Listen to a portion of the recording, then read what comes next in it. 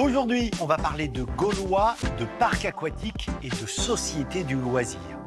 Direction Chassenon, en Charente, où en 1958, on a mis au jour un site archéologique d'une ampleur exceptionnelle.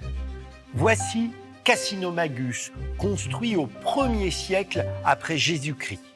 Une agglomération romaine dotée d'un complexe monumental. Au centre, un lieu de culte, un sanctuaire religieux.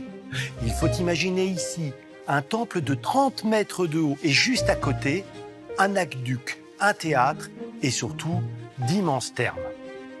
D'une surface de 12 500 mètres carrés, ces thermes sont les mieux conservés de France, car il est rare de trouver des murs encore debout, de plus de 7 mètres de haut.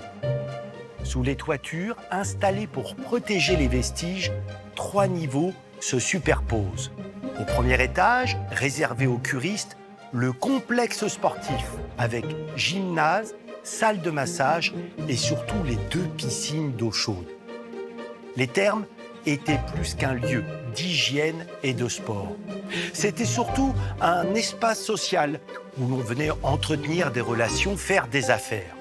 Ce fut aussi un outil de colonisation culturelle, car contrairement à ce que pourraient laisser penser les aventures d'Astérix, la conquête de la Gaule n'a pas donné lieu à beaucoup de batailles.